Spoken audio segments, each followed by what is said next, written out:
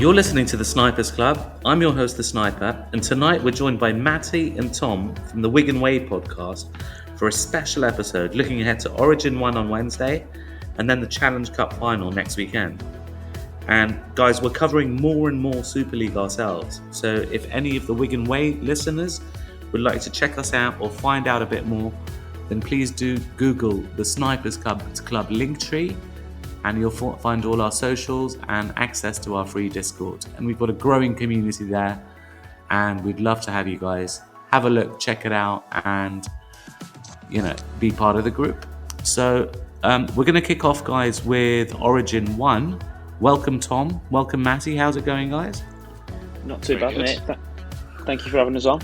Pleasure. Good to have you back on. So it's been a strange weekend. I'm looking forward to hearing your thoughts on what happened yesterday between Warrington and Wigan. Mental. Really crazy game. But yeah, a lot to talk about it. Yeah. Do you think this Burgess factor is real? It's got to be seen in the big games. Obviously, the final next week, and that's going to be the biggest test of his coaching career so far. Yeah. So it's going to be interesting to see how he performs in that. Yeah, it looks like he's taking some of what he's learned in Australia back with him, with a vengeance, right? Yeah, definitely. Brought a lot over and changing the way that Warrington have played. Yeah. He's a winner as well, isn't he? Which is what Warrington have missed for quite a while. Yeah. He's just a winner. Big time. Now his brother's going to come next year, isn't he? Yeah, over to Huddersfield. I thought it was written for him to go to Warrington with his brother, but he's signed at Huddersfield. Yeah. Just before we kick off with Origin, guys, last time we spoke, we had a chat about Smithies and Kai Pearce-Ball. Yeah. How do you think they've done so far? Because I'm curious to see if your thoughts align with ours. Well, for me, it was interesting to see Smithies make the team of the round in the first couple of weeks, a couple of times in the first 3 weeks, which was really positive for us to see. But the information is that they're holding their own and they're doing enough. They're not seen as a weak link or anything like that. They're holding their own and they're in there on quality. Yeah. I mean, I've watched Smithies pretty much every week, and Canberra, especially the last few weeks, have been really, really good. They look like they're a team on the up. He's been really good in defence, but I think he started losing concentration the last couple of weeks. So if you play Supercoach, which is like, fantasy, his scores have started to drop. I think he is effective, but he's just been having sort of brain snaps or brain freezes at quite important parts in games. Was that something that was a theme when he was playing for you guys? It's less likely to go punished, I suppose, in Super League because there's fewer high-intensity games. It could be a possibility that when you move over to the NRL, you've got what we would call an NRL intensity game every single week, whereas here you'd have one or two every month, so it's possible you could get burnt out by that. Yeah. So you're talking about games against Saints, Catalans, Yeah, Saints, Catalan, sort of Warrington, at Leeds, if it's a good Leeds side, you only have to get up for probably 7 or 8 of them a year. Yeah. And the rest you can sort of coast. So it's less, you're less likely to make a sort of a mental error from being too burnt out, I suppose. Yeah. If you're looking at teams this season like London Broncos or Hull FC, you're not going to get punished for that brain freeze, are you? They're just not going to be able to do anything. Yeah. No, definitely not. There's considerably a few teams that are struggling in this year's league. Yeah. And then moving on to Kai Pearce-Ball, I think at the beginning of the season in the NRL, he was sort of hailed as the second coming of the Messiah. We were pretty impressed early on in the season, and he looks good. But I think the thing that I saw was that he really needed to work on his combination with Kalen Ponga. He just wasn't getting ball. He was making loads and loads of decoy runs.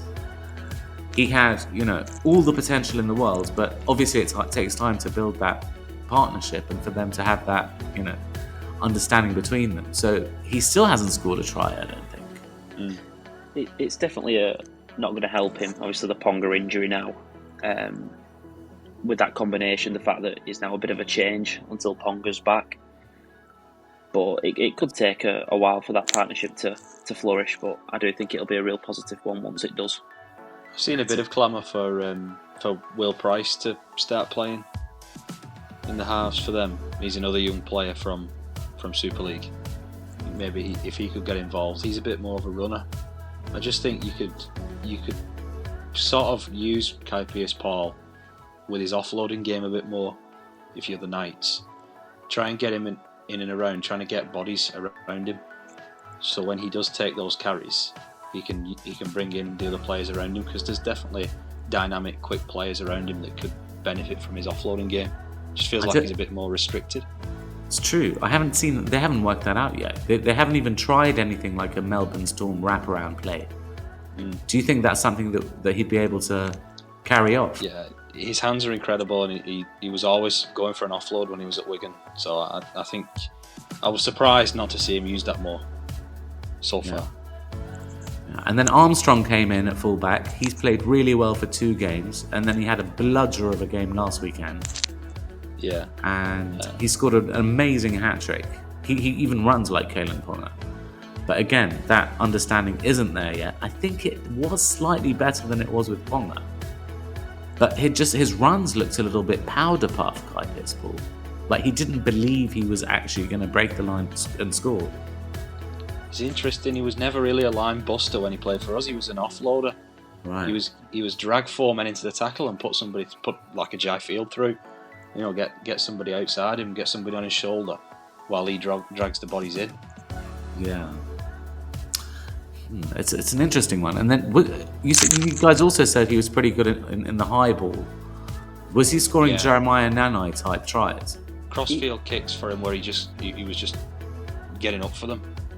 I was going to say it was that pat back. He wasn't necessarily claiming the ball and scoring himself, but patting the ball back to a centre or a winger, someone inside of him, for us to score off the back of that. Oh, yeah, we did play to that. Because I don't think they've tried that much either. That hasn't been a tactic at all. They've looked fairly one-dimensional at times, Newcastle. I was going to say, I thought they were the other night. From what I've seen of him, they've not used that threat particularly well when it's there, and it's quite obvious. He's such a tall player, such a tall person. It's an obvious threat, and it doesn't seem to have been used particularly much. Yeah. Okay. Well, we'll keep an eye on him, guys, and it's always good to check in. Before we move on to Origin, what about some of the Aussie players in the NRL and the Super League?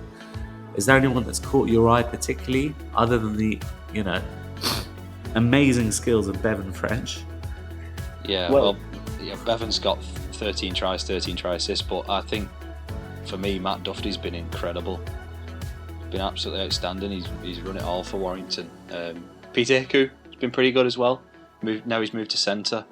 Yeah. He started off the season at full back, and they had Niall Evalds on the wing, who's a pretty good Super League full back, and we were saying for ages, like, you've got to put Evalds to full back and you've got to put Hiku to the centres, and ever since they've done that, Hiku's been pretty good.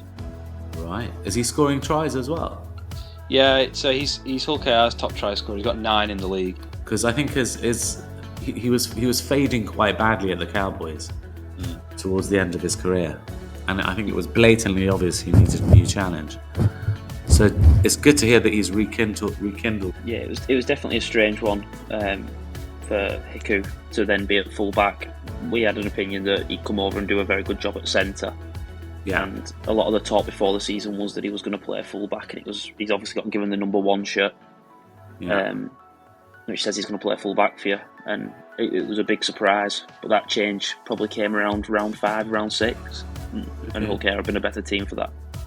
Okay. There's a few sort of more unknowns, certainly for us, that have kind of got contracts next season. A couple for Lee Leopards, Kai O'Donnell and Tom Amone have both got NRL jobs for next year. They've both been fantastic for Lee through this year, just making tons of meters, making tons of tackles. And when Amone was injured, Lee missed him loads. But I think if you asked a Lee Leopards fan, they'd probably say their best players have been Kai O'Donnell and Matt Moylan. So it's Matt Moylan, wow, yeah, he's done it as well. Matt Moylan's been pretty good since he's come in and playing in the halves, and then, like I said, O'Donnell has been fantastic. Yeah, Moylan made the move to fullback about 4 weeks ago due to an injury, and he's been very impressive at fullback. Yeah, because he was getting exposed quite badly at the Sharks in defence. Yeah, he's got some decent defenders around him for Lee. Yeah. All right, let's move on slightly, guys. How come Jay Fields only got, has it one try so far this season? I looked at it yesterday. Yeah, one try, 12 try assists. He's had a couple where he's given the ball almost when he could have scored himself. A few strange tries where he's passed it to Lee. I remember him passing one to Adam Kieran where he was basically over the line himself, where he should have scored. He's missed a few games with a rib injury. I just think he's been every team's defensive key, and so he's been shut down every game. But that has almost given more space to Bevan French and Harry Smith to create for others. So I think maybe we're not necessarily seeing Fields score as many tries as he usually does, but Wigan as a team are still scoring as many tries as we usually do. I think the slack's been picked up elsewhere because teams are focusing in on field more. Interesting. Do you think we'll start to see him score more tries? Yeah, I heard that he'd been carrying a rib injury at the start of the season, and he was going through the process of playing with an injury and how to manage his game. And in the last 4 or 5 weeks, he's looked a little bit more like himself, a little bit quicker turn of foot, quicker off the mark. And as Matty said, he has been that threat out the back. And we've scored a lot of tries through people trying to shut him down and leaving a gap elsewhere. I think in the next 4 to 5 weeks you'll see the best of Field. You'll have to give more space to him due to the emergence of Junior and Semba as a try scorer. He's going to require more focus. He scored a great try yesterday. He scored in the last 3 games, and he's a real threat off the short ball, which should give Field some more space. It can open up. It's another threat. So yeah, I think we'll see more. Wembley suits somebody like Jay Field as well. Big open pitch. Okay. Fingers crossed for that. Tom, what about the much maligned Wonga Blake? I mean, he was having a nightmare in the NRL. There were sort of crazy memes and videos going around about him running away from bombs after being absolutely dominated by those Cleary ones. He completely lost his confidence. And now he's come to Super League and he's absolutely killing it, isn't he? Yeah, he had a very relatively... apologies. He had a very slow start at the beginning of the season. He got dropped and ended up playing in the reserve team for a week due to a disciplinary issue, if I remember right. And there was a lot of talk about whether Saints were going to let him go within the first 6 to 7 weeks. The last 6 to 7 weeks again, he's definitely found a bit more fitness. He's punching holes, taking the ball in, and he's now a real threat. So probably a tale of two halves for him at the start of this season. He's playing on the wing, isn't he? Yeah, he's playing on the wing now. Obviously, he started off at centre and he changed a lot of positions. He played left wing, right wing, and I think he played right centre as well at one point. So there was a lot of moving parts for him there. So since he's settled down a little bit and the team settled down, he's started to develop into his own. Is he one of the top try scorers so far? Yeah. He's in the top. I suppose he's in the top 10, top 20 try scorers. Wellesby's got more for them, but and Makinson's got more, but he's still in the top 15, I think. Okay, cool. And then 2 others that I kept an eye on over the last few weeks. Herman Esse, he was good the other night. Yeah. He got the man of the match the other night, and he obviously Hull FC have had the problems at the start of the season, and they've really struggled. He's probably been the standout overseas signing. The other 2 that they've brought in have gone out on loan to the Championship, in Ockenbaugh and Franklin Pele. But Herman Esse has really led a pack that struggled, and he's stood up really, really, really well. And he's a really big try threat as well. He's carried that over really well. Yeah, definitely. Yeah, he's a very big body. impressed. He's tough to stop close to the line. Yeah. Then the other one, ex-Melbourne Storm player Tariq Sims, because he's gone to Catalan, right? Yeah. Sims has been putting himself about in defence a lot. There was a crushing tackle on George Williams that went viral early in the season, and I think they could use him more with the ball. But in terms of his defence, he's been really good, really solid. Again on Sims, he has changed position quite a bit. He played left second row, right second row. He was used down the middle, but he started to settle in on that left second row. So he's a player I can see improving again and getting better as the season goes on. Yeah, he's a gun. I think he'll do really well in time. So definitely keep an eye out for, a bit more of a try threat from him as well. Yeah. Shall we move on to Origin, guys, and then come back onto the Challenge Cup final? Yeah. Awesome. So Origin starts on Wednesday. The venue's Accor Stadium in Sydney, and we've got Ashley Klein as the ref and Liam Kennedy in the bunker. There's a high chance of showers forecast for the game, but nothing too heavy at this stage. So if we look back at last year, Queensland won Game 1 by 26 points to 18. That was in Adelaide. Queensland also won Game 2. That was by 32 points to 6 at Suncorp. And then New South Wales won Game 3, 24-10 at Accor. And obviously we've lost Freddie Fittler as the coach. There's a new coach who's come in, Madge Maguire, if you like.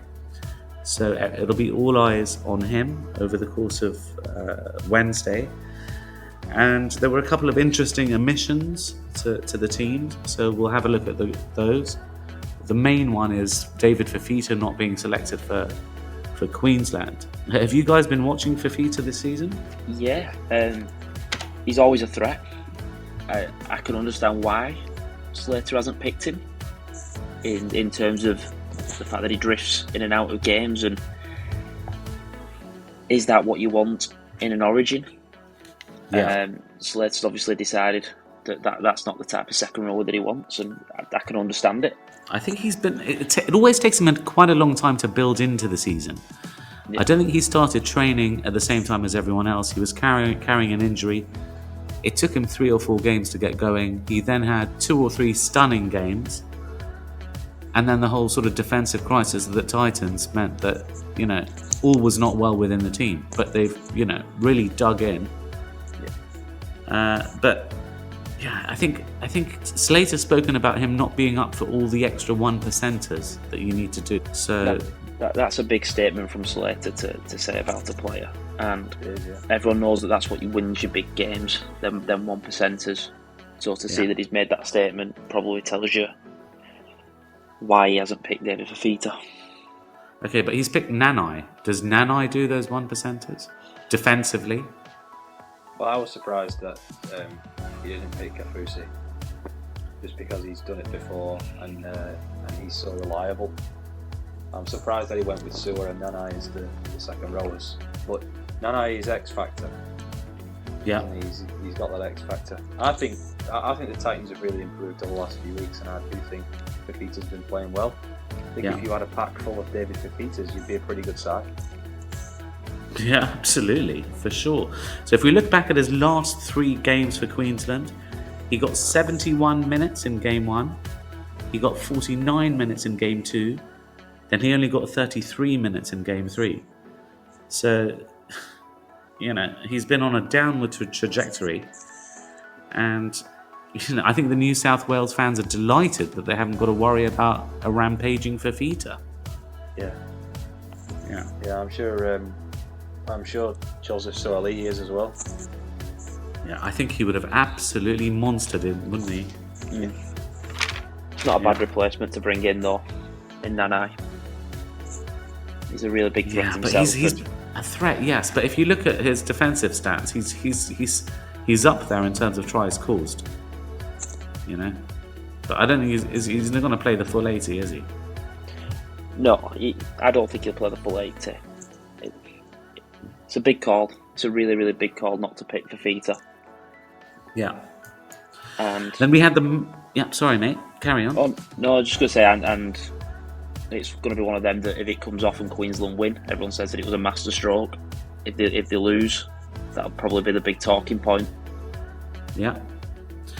And then just going back to New South Wales, we've got Jake Trebojevic as captain. I think that's great. It's good to see. He looks pretty good in that tight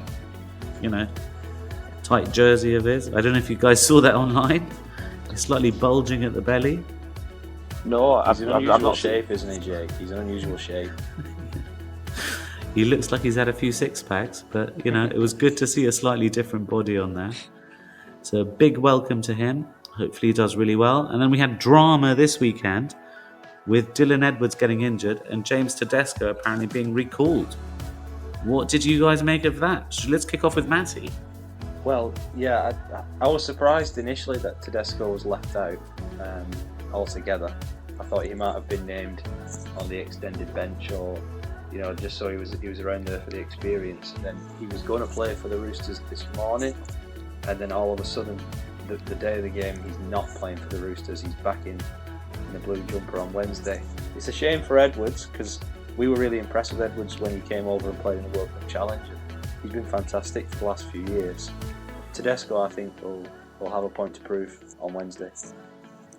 Yeah, what do you make of it, Tom? Yeah, I'm a massive fan of Dylan Edwards, and I thought he probably should have been in the squad last year. I thought he's massively deserved his opportunity, and it's a real shame for him to pick up an injury.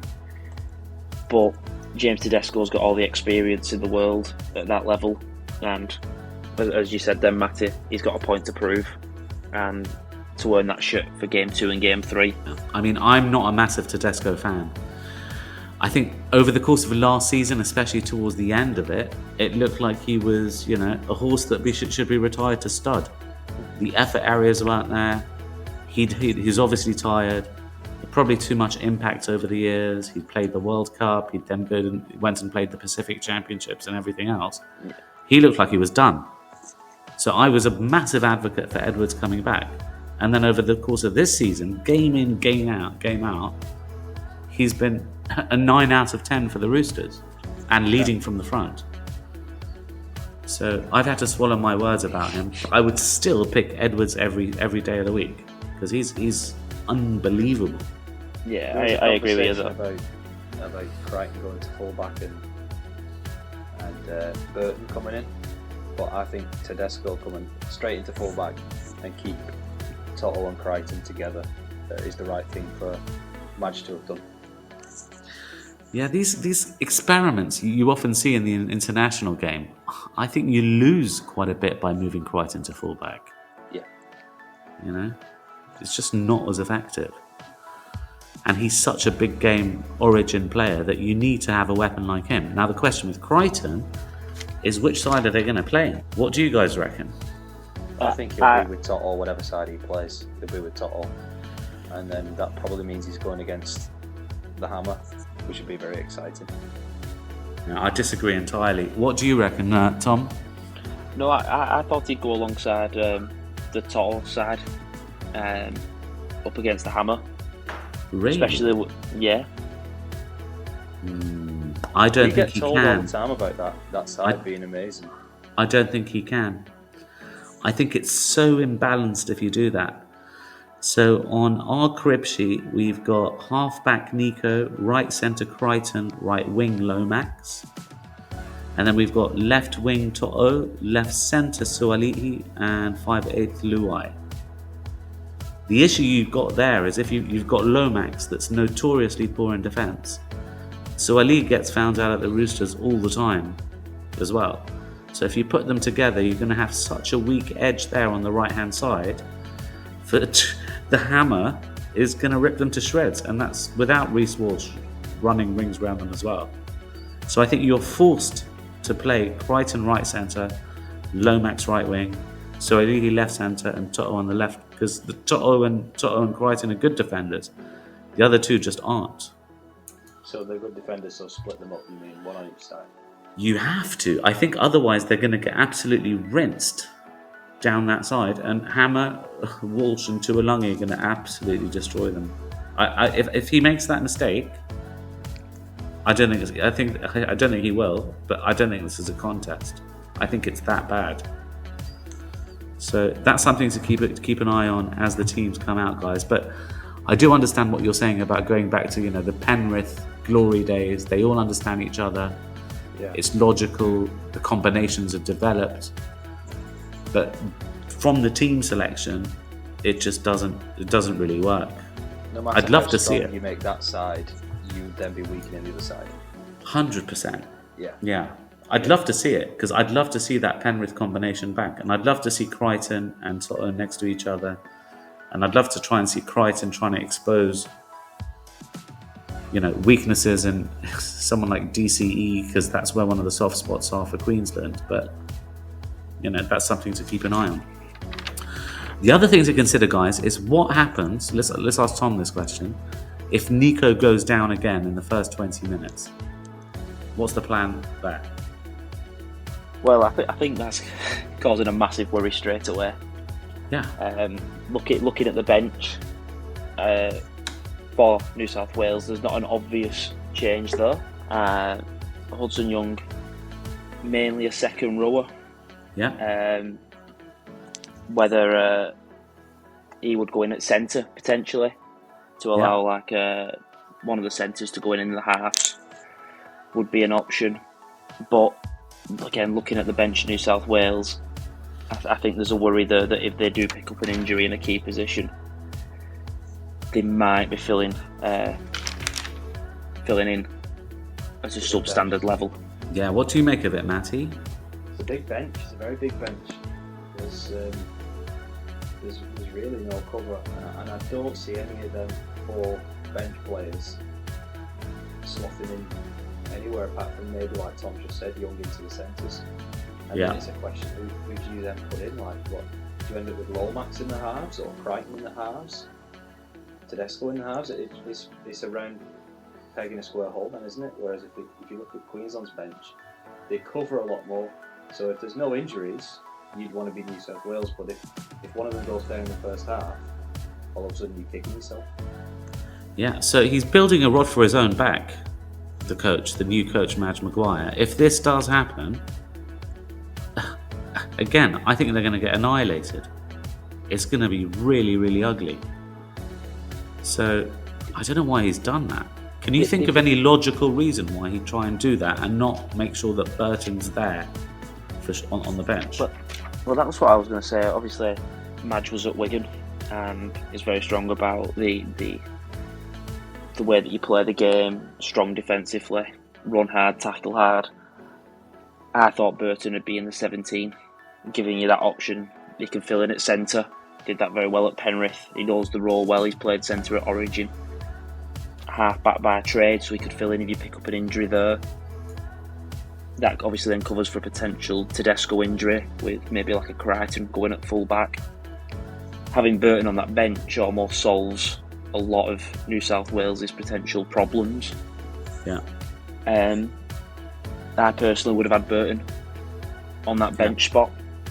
Yeah. But that's the way Madge likes to play. He likes to be strong, likes to be solid in defence and bully teams and try and be strong in that fight. Yeah. He could move McInnes to half-back, or even Isaiah Yeo to half-back, and then Hudson Young could move to centre. That doesn't sound particularly good. No, I would be worried if that's the position that they come to. I'd like to think they've already got a plan for it, if that was to happen. But I would be worried if Isaiah Yeo was potentially needed in the halves. Yeah. Looking back at Hudson Young last year, he got taken off after about half an hour in Adelaide. Didn't come back on. Then they picked Tavita Pangai Jr. as well. He got small minutes. Stefano Utokumanu only got 12 minutes at Suncorp. So they've taken these players, but did they even need to be there? I mean, I don't understand the selection policy there. As I said then, I'm looking at the bench and I'm struggling to see how you get all of them on. Yeah. For long spells, obviously, it looks like McInnes will go into 9 and Yeo come off the bench. I thought Yeo was a lock-in to start anyway, but with that size of that bench and players like Payne Haas, Jake Trbojevic, who play long minutes for the club, it's going to be interesting to see how they all get on. You look at the second rowers in Martin and Crichton. How long are they going to be off the field to get someone like a Hudson Young on I'm not certain they'd be off that much in a game. So let's have a look at the Queensland team there. So we've got Tuolungi left wing, Hammer left centre, Dearden 5/8, halfback DCE, Holmes right centre, Coates right wing. And that looks fairly settled there. But let's have a look at their cover.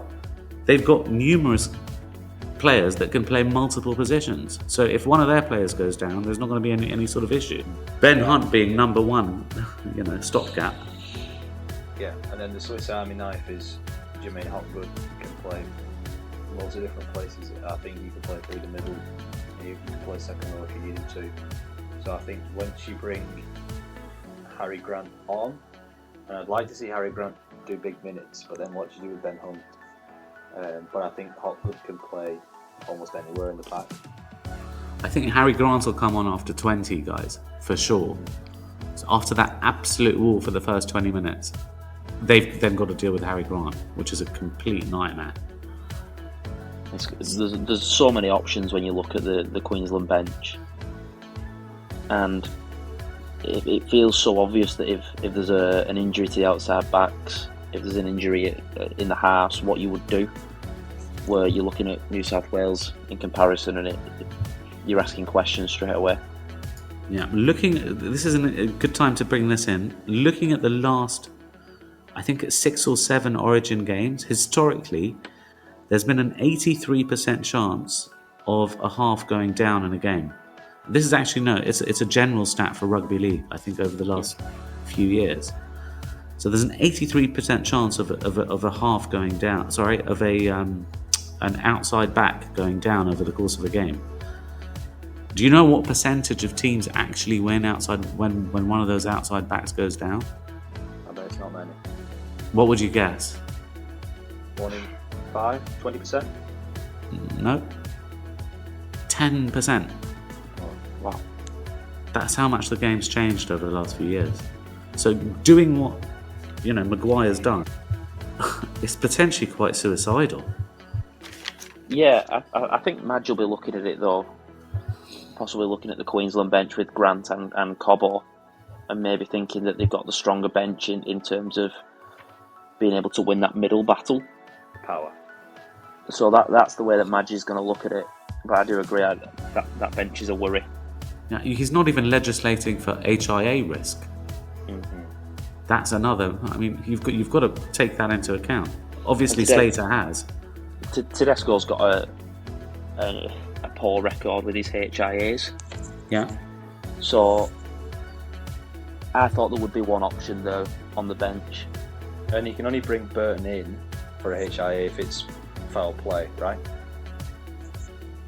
So realistically, there's not going to be many chances to bring Burton on. It's going to have to be a very specific scenario. Yeah.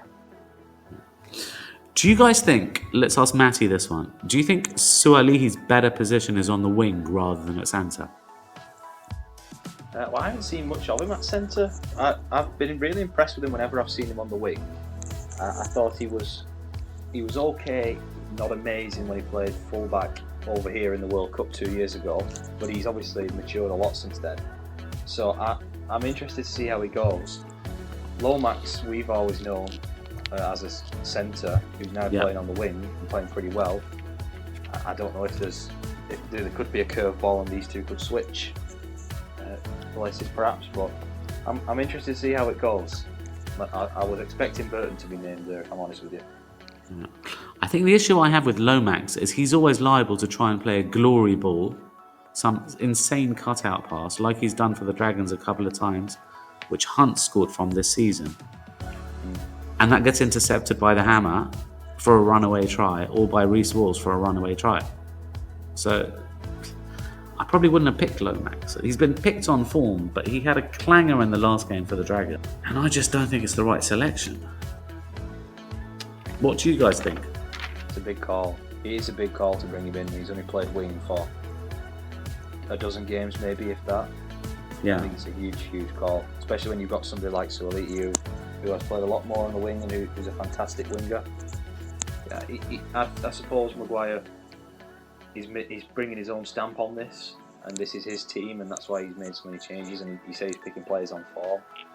But I do think that his Origin reputation will hang on the performance of players like Zach Lomax and like Jake Trebojevic as captain, and like McInnes.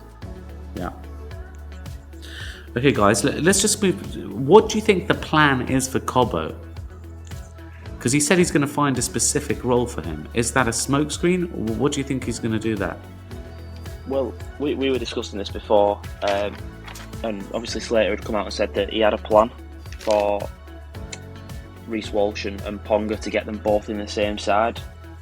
And I think this is a case of, obviously Ponga's gone down, and he's realised that he can use Cobbo in that similar role. I would expect maybe a bit of a shuffle, one of them to slot in at 13, and try and bring a little bit of maybe X factor or a bit of pace to the middle. But I don't think he's picked Cobbo just for an injury. I think there's a plan there, and as cover, as you mentioned about the injuries, to fill in if one of the centres or the wingers goes down. Yeah. Okay, let's have a look at a couple of stats, guys, and then we'll move on to our predictions for Origin, if that's all right. These are some stats that we had a look at over the course of last season.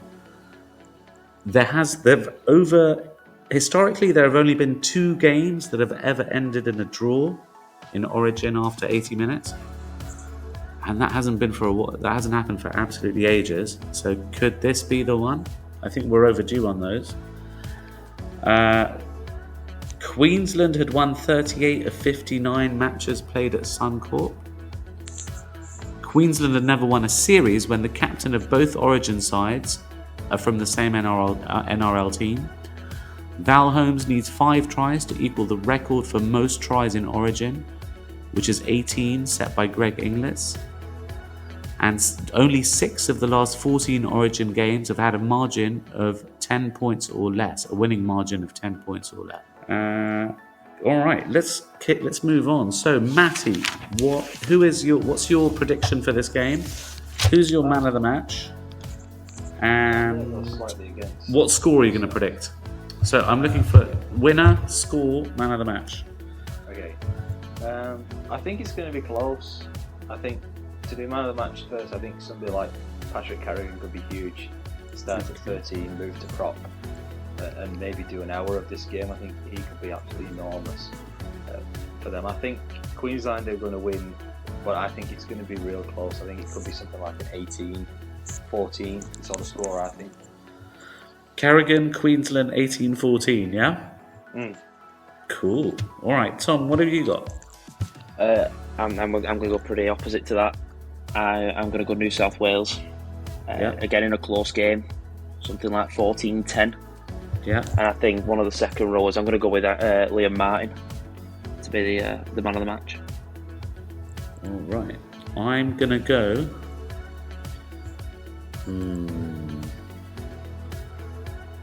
I'm going to say it's going to go to Golden Point. It's going to end 18 all. It's going to go to Golden Point.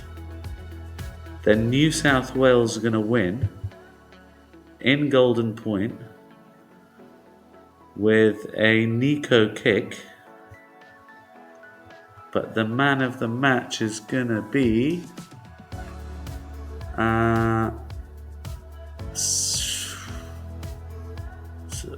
This is tough. Sorry, guys.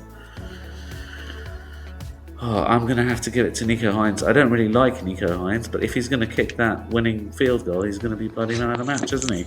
Can't really do anything about that. No, right. You usually get man of the match if you kick the winning drop goal. I know, nightmare. So I've dug my own grave there. Not a Nico fan. I think he's a luxury player. I don't see it. And he's kicked out. If you've watched the last 5, probably 4 Sharks games, he's been kicking balls out on the full every game, multiple times. It's always interesting, isn't it, how the form before the Origin rounds are. And Nico was playing really, really well at the start of the season, and then he's sort of struggled the last couple of weeks. I think he'll do well at Origin this time. It's just a feeling. Yeah. Would you have him in your team, or would you choose a different player in his position? I think obviously if Cleary's fit, Cleary plays. Yeah, for sure. I thought that Moses was going to be picked. I thought Moses was going to get in there, based off his record there. He's played that environment a little bit more, and I think his long kicking was going to get Moses in. I think it's probably the brave call to go Nico. Moses was excellent the weekend. Did you see him come back? Yeah, he was brilliant. Wow.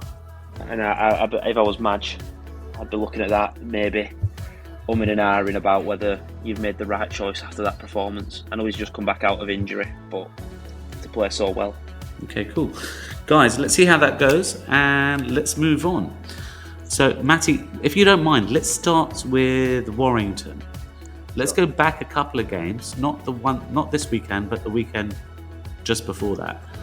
They went to Perpignan, played Catalans. It was the Warrington first team.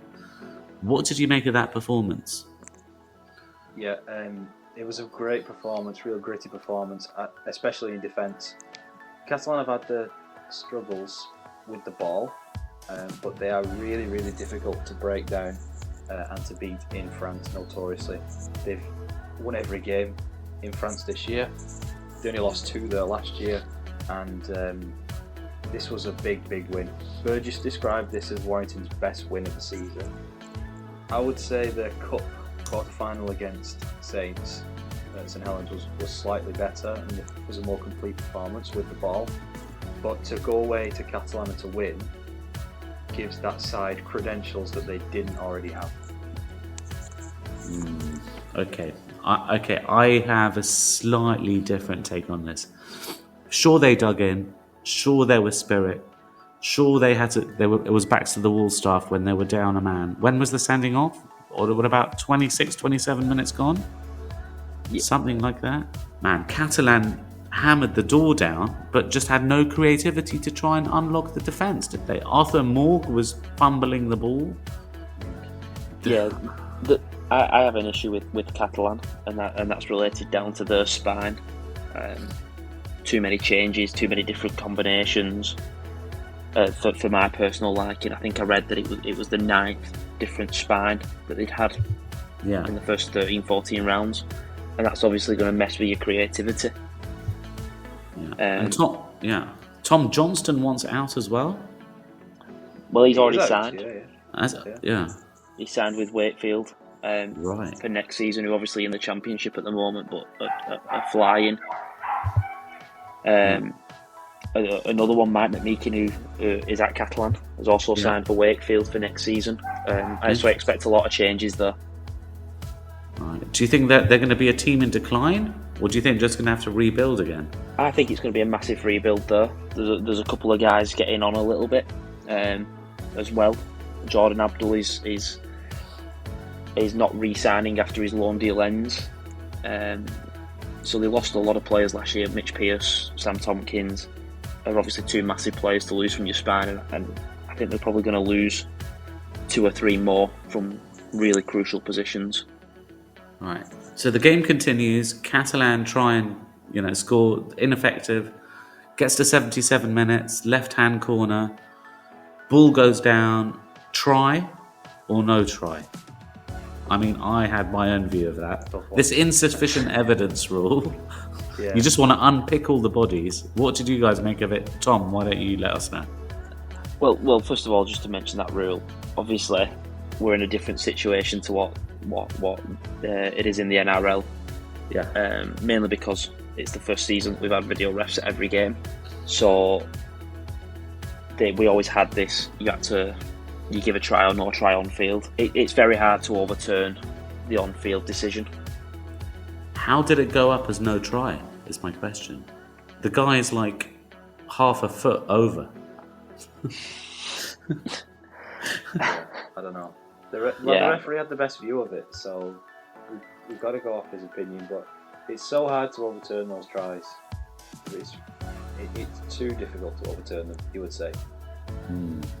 What about? Is there ever a little bit of ref bias in France for the English team? I don't know. I'm asking you just from your experience. I wouldn't say so. I think, again, you could argue the home advantage. Catalan's a very difficult place to go to, and it's very loud, very passionate fans. So you could argue that has an influence on the referee. No, I don't think there's any bias. Okay. All right. Now, just guys, let's go back into Warrington a bit because we've sort of diverged into Catalans here. What have you made of Matty, Drinkwater, and Williams? Drinkwater was dropped originally at the start of the season, and in came a very young halfback called Leon Hayes, who was fantastic and partnered really well with Williams. He's out for at least 12 months with a really serious lower leg injury, and Drinkwater's come back in and it's been seamless. The transition, he's been really great since he came back. Totally different to the player who was initially dropped. He's come in and he's been decent. I think the fans will be worried about his defence, particularly going against some of Wigan's edge players and our second rowers coming up this week. But I think the big criticism of him before he was dropped was with the ball and sort of stuttering the attack, and since he's come back he's been a lot better. Yeah. And what about Williams? Williams is a star. Williams is probably top 3 players in the league for me, up there with Devon French and with Jack Wellsby. Williams is absolutely fantastic. I love him in an England shirt. I loved him when he played for Wigan and Canberra. It's hard to hate him now, even when he plays for Warrington, one of our rivals, but he's a real superstar. His running threat, when he can get outside your shoulder, is really, really top. He can defend, he's an excellent defender, and he runs the game. His short kicking game is amazing. Yeah. Okay, let's move on from the Catalans game. So we move on to what actually happened yesterday. You guys faced basically the Warrington Wolves reserves. Tom, what did you make of yesterday? There's quite a lot to unpack here, because there were like 4-5 different chunks of the game, if you like, which just felt like entirely different games. Yeah, there was definitely a lot you could split it up into, probably split the first half into 2, and same again with the second. Obviously both teams had rested a lot. I think Warrington rested 8 and we'd rested 6, so that obviously affects how the game flows, and there was a weird feeling before the game. It's not often you play the team you're going to play in a final the week before, and I think that sort of went into the game itself. Everyone was just a bit almost preoccupied with next week, and that really flowed into the game, if I'm being honest. Were you there? No, I couldn't make it this week. Because it started really badly, didn't it? Yeah. Two tries against Wigan, 2 tries for Warrington. Almost felt like we didn't really start the game. Warrington came out with obviously a few new bodies in there and trying to learn earn a spot at Wembley. They came out to impress, and they really started well, and probably caught us napping. Yeah. Nasemba looked good. He looked like he may have got injured, right? But he was really strong. He scored one, didn't he? Yeah. I think he's okay. He's come into the... I mean, he's 19, let's be honest. Yeah. He's 19. He's come into the season with a handful of first-team games. And when Willie Isa was injured in the quarter-final of this competition, he's come in and played the last probably 7 or 8 games, and he's been absolutely fantastic. He's such a strong runner, such a strong ball carrier. One-on-one, he's an excellent defender, and I think he's scored in the last 3 games, and they've all been pretty similar. He is built to run over halfbacks.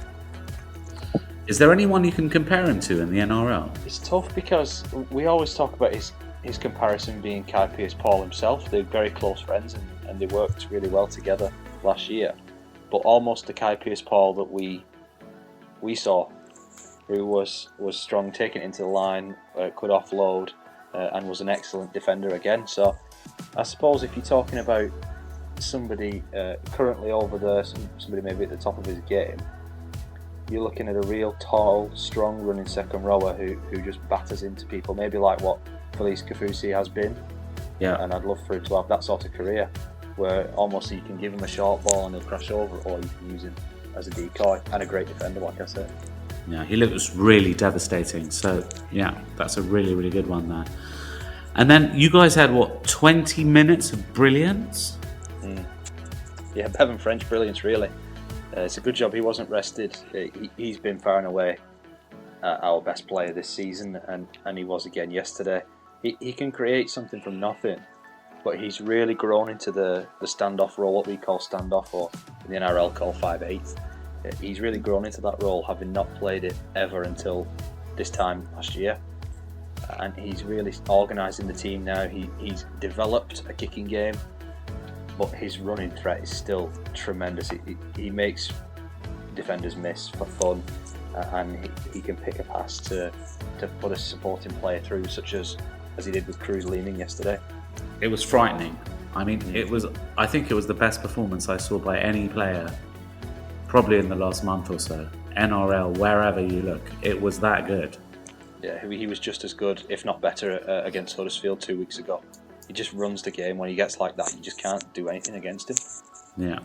And we've been telling our guys, at the moment, I mean, this is barring yesterday, of course, Wigan would give many teams, NRL teams, a serious run for their money. Yeah. If you guys were in the NRL, where do you think you'd finish with your current team? It's really tough to say. On a one-off game, we'd give anybody a decent game, and we'd beat many of the teams. We have a third of the salary cap. I think it might even be less than a third now that the NRL one has gone up. The problem we would face is if we were put into the NRL, we'd have to do it for 27 weeks a year, or 26 weeks, however many it is. And we wouldn't be able to do that. We wouldn't have the fitness or the intensity or the squad depth to compete every single week. If it was one-off, yeah, but if it was every single week, we wouldn't be able to. So we'd have to raise our game. I was going to say, I just wanted to add to that, it's almost like two different sports, the level of intensity compared to the NRL. If you were to tell me that we could have 3 years to prep for it and we could play the NRL for 3 seasons, develop and get used to that type of rugby, I think we could be really competitive over a one-off season, and you're going to click your fingers and move us over there right now. Yeah, it would be difficult. But I certainly think the top 3 or 4 sides over here, if you give them a little bit of time out there, just to get used to that and the week in, week out standard of it, I think they could definitely push the top 8 and be competitive every week. Yeah, I think I agree with you on that. If you had 2 or 3 seasons to bed in, I could see you comfortably in the top 8, potentially in the top 4, doing maybe what the New Zealand Warriors did last year, that sort of thing. Is that fair enough? That's where I'd back us to be around round 5, 4, maybe just making the 4, maybe just missing it in that sort of area. And then let's move on. So you guys managed to kick a drop goal, Adam Kieran, just before half time. Fantastic kicking across the board. Great drop goal. Yeah, Kieran kicked 3 goals from 3. He's took over that in the last 5 or 6 weeks. Harry Smith kicked the drop goal. He's become Wigan's field goal taker, if you want to say that. Yeah. A little bit off the cuff, which was a surprise. Yeah. The way that the drop goal came about, but obviously it was very needed in the end. I don't know how it came to that, because just before half time it looked like you could have put at least 30 or 40 on them. Yeah, we have an ability at the moment to put tries on in bunches. Yeah, go 3-4 tries and then play in second gear almost. In terms of attack, I wouldn't say that we're going to have played an 80-minute performance yet with ball in hand. It's either been the second half or the first half that we've played well with the ball and then just been okay. But that's obviously going to have to be an 80-minute performance next week. Yeah, why do you think that is, Matty? Why is that happening? It's tough to do every week, and Wigan as a club have always been peak at the right time. Make sure you peak at the right time. You can't play your better rugby every single week. I do think the semi-final performance against Hull KR and then the performance in the league against Huddersfield the following week were both very good examples of our most complete team performances.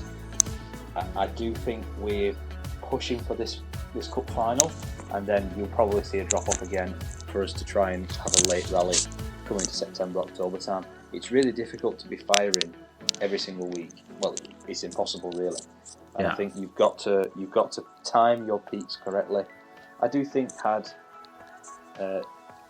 Ryan Hampshire, who was filling in for Jay Field in this game, had he held on to the chance we created in the left hand side, which was just a catch it and fall over sort of try in the start of the second half, I think the game would have looked very different from that moment on.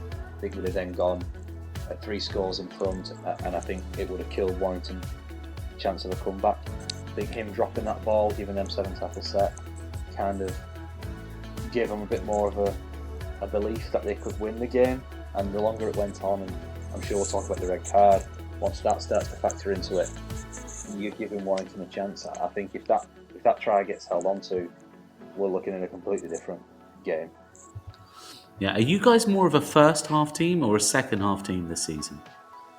We've been both at various points.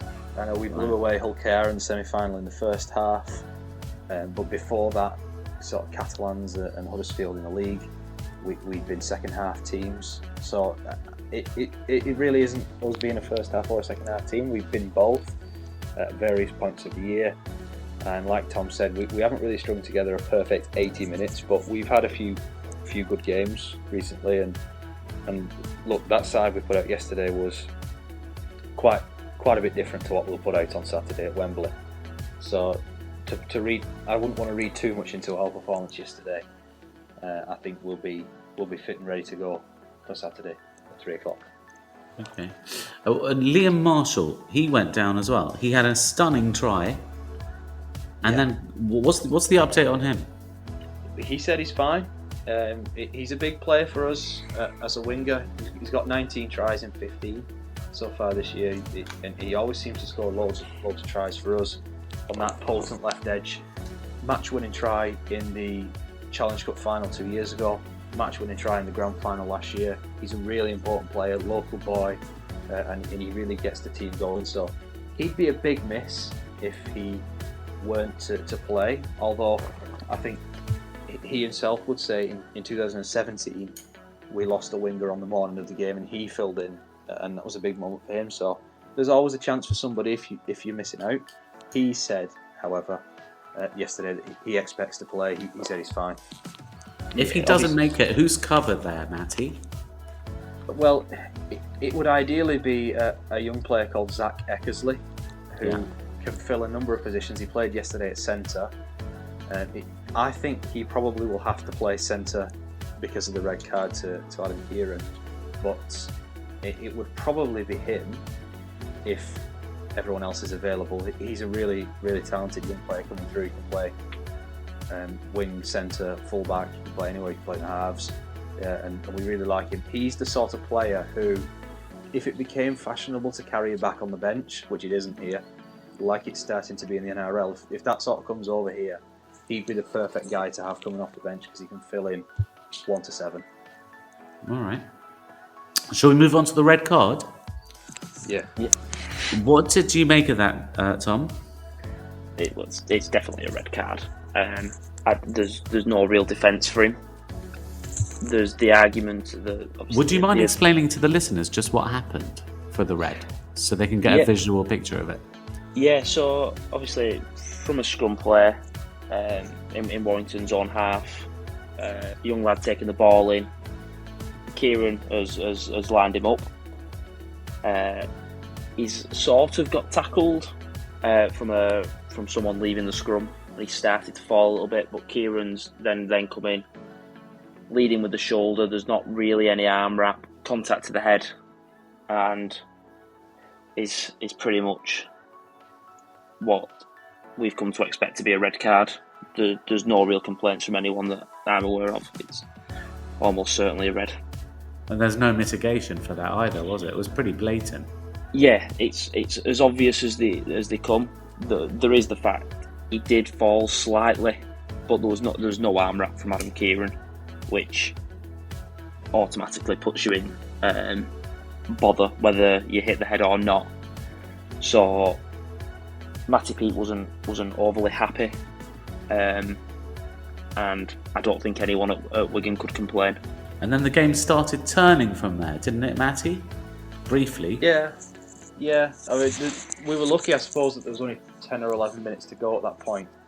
But yeah, really difficult to play with 12 men. And Warrington eventually broke us down. I think it was just defence against attack then. I do back our defence even with 12.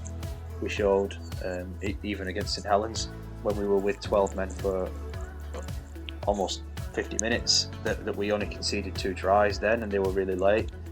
I do back our defence, and I back our team to bail their own teammates out, because we've got that sort of a team at the moment, that they're going to bail Adam Kieran out when he gets red carded. So I did like the fight that we showed and the defence we showed to hang on. That Warrington eventually do score the try right under the sticks and kick the goal, but Wigan held on with that drop goal to end up winning 19-18. It looked like the most unlikely way that they'd score that try through the middle. Yeah, very weird try to concede. Bizarre. And then you hang on to win by 1 point. Okay, so what's the plan for this weekend with Kieran out? I would expect Eckersley to just shift centres from left side to right side, obviously assuming that Marshall's fit. Yeah. And assuming he's banned, because we'll only find out tomorrow afternoon. We're all assuming he's going to be banned, but you never know with the judiciary system in our league. You never really know. It's a bit of a dice roll every week who's going to be banned and who's not. I think Warrington's centre, Roderick Tye, performed a similar tackle that was not picked up in the game. So is there a chance that he could face a similar punishment? And if I think I had to put my neck on the line and predict, I think they'd be the only 2 players banned, and I think Eckersley would come in the right centre for Wigan. I think you can thank Roderick Tye for his blunders yesterday. I thought he had a shocker. Really poor. I've seen him play in either the World Cup and or the Pacific Championships. I haven't been that impressed with him. How's he been doing in Super League? Well, he's been doing okay. I think Connor Wrench is a talent for Warrington at centre, and of course they got Toby King, who played the other centre for them, who was on loan at Wigan last year. He's a lock for them every time they play with a full squad. He'll play, so they're kind of fighting out for that one spot. They've got Stefan Ratchford, who's really experienced, been at the club a long time. They've got Connor Wrench, who's a real good young player coming through, and they've got Tye, and those 3 have kind of split the appearances at that left centre spot so far this year, and none of them have been terrible, but none of them have been incredible either. So it'd be interesting to see who he picks in that spot if everybody's fit and everybody's not suspended. But I would expect it to be Tye, probably just.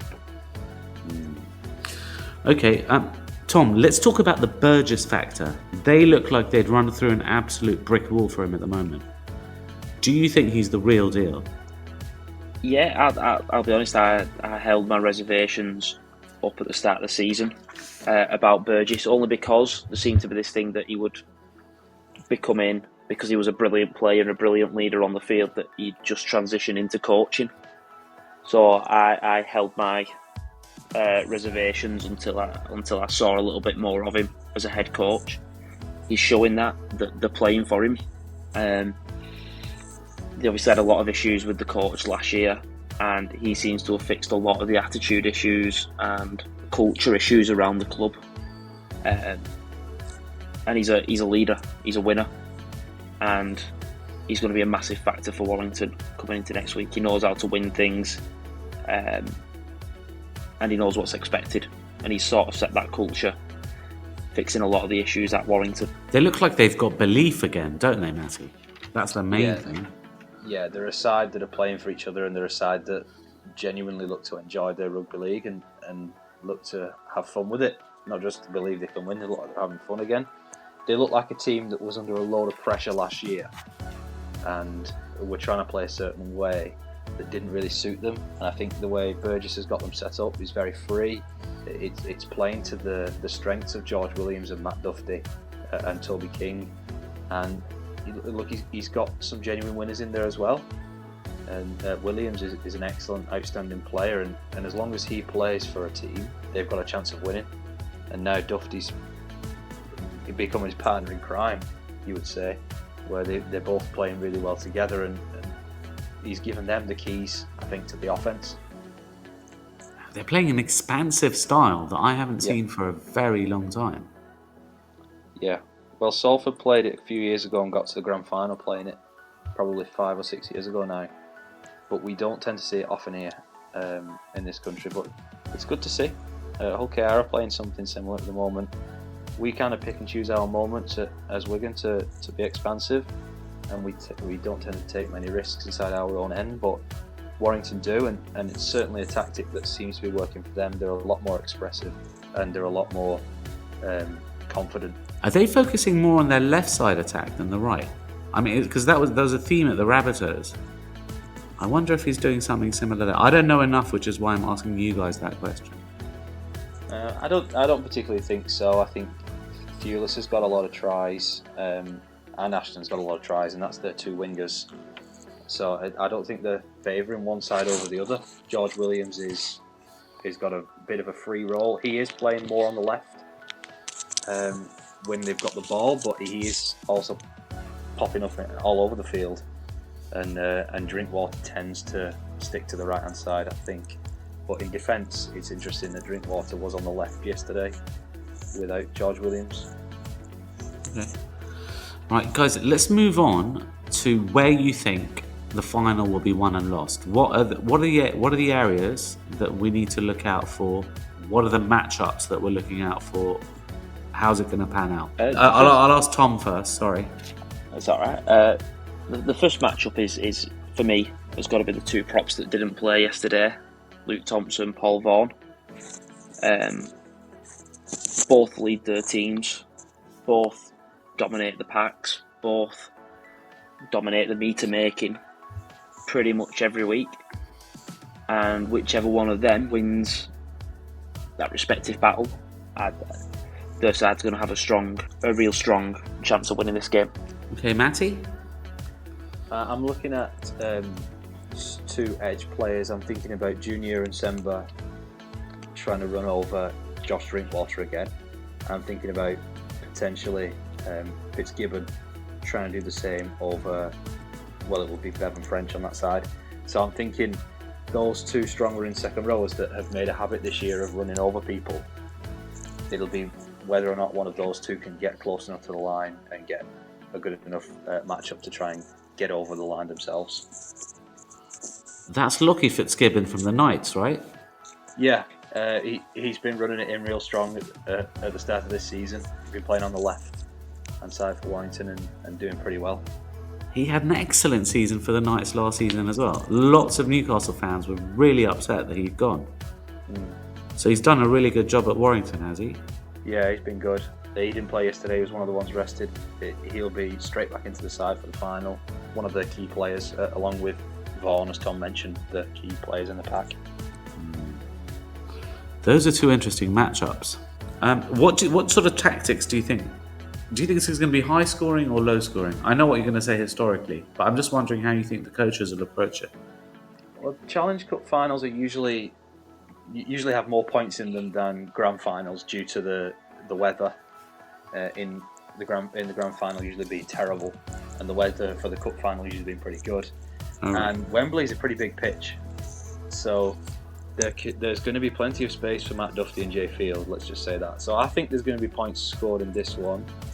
I do think there's going to be points scored. I think tactics will be, especially early on, I can't see either team taking many shots from their own half. I think they'll both be pretty secure with the ball and lean on some long kicks.